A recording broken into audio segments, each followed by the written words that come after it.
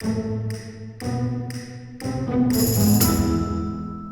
last time we were together, Boris and Natasha had successfully infiltrated the United States and made significant U.S. postage purchases to interfere with the upcoming presidential election. Will anyone be able to stop their evil plan? Something interesting happened today at work. 2 Russians came to the post office and they said they wanted to buy as many stamps as they could. They said they were selling chickens to Saudi Arabia and that they needed postage to ship the chickens there. Very strange. How did you know they were Russian? They had Russian accents and they wanted to pay in rubles. Do you think it was a joke or a prank? No, I don't think so.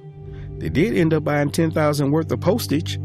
That is very odd. Did you tell anyone? No, it might make people suspicious.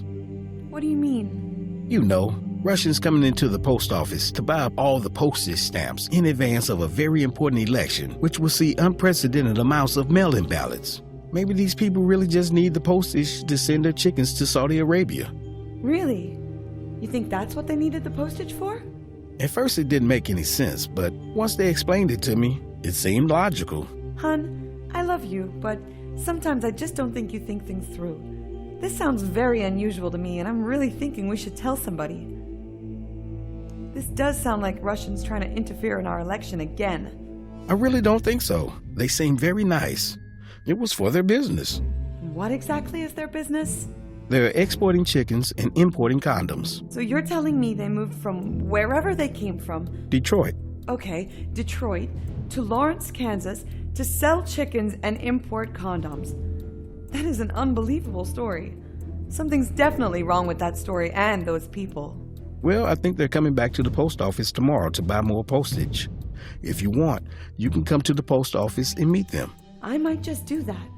But in the meantime, I'm going to call Jenny Wright. She's the chairman of the Lawrence, Kansas Democratic Party Committee. I'm going to run this past her and see what she thinks.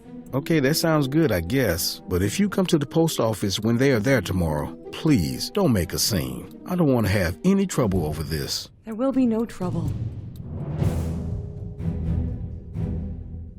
The Russians are at it again. But this time, the threat is very different. In the last 2 election cycles, Russian nationals and Russian intelligence attempted to interfere in several elections, including the presidential election. Now, we have reports that Russian operatives are trying to buy up all the stamps they can with the intent of interfering with mail-in ballots. Don't we have enough to worry about with the post office being overloaded with all this extra mail? Now we have to worry about Russians buying up all the postage? How is that even possible?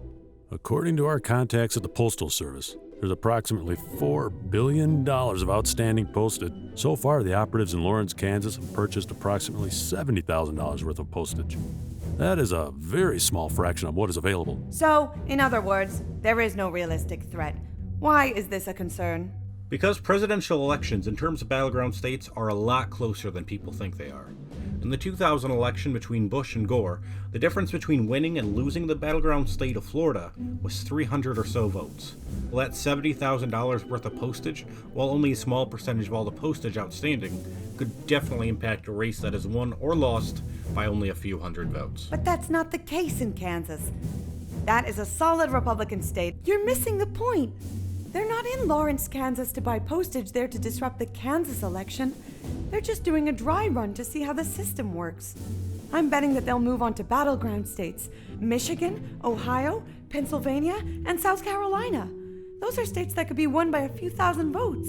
That $70,000 worth of postage may represent 5,000 votes, and they're just getting started. Oh, shit. Yes. Oh, shit, indeed. So, what do we do? I've taken the liberty of contacting some political operatives who have done previous work for the DNC, and who fortunately also have past intelligence experience. They're right outside if you'd like to meet them.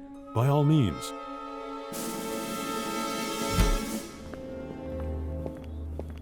Hello? Please allow me to introduce Anthony Moose and Rebecca Squirrel.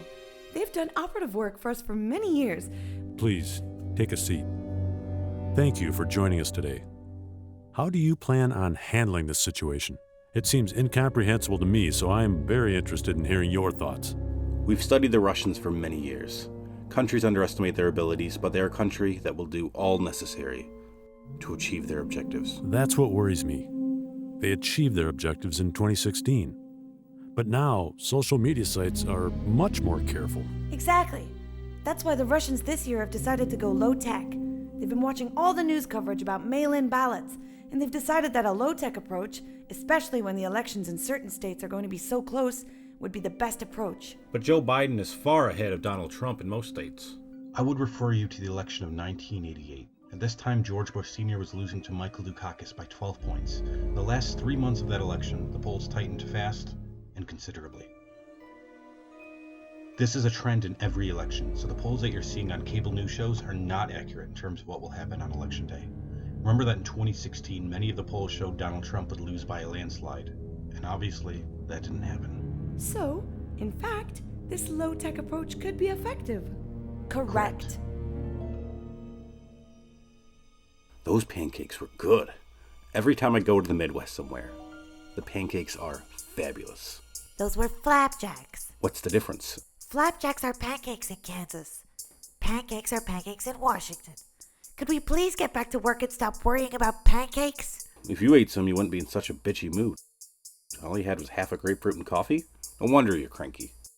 I'm thinking about my health.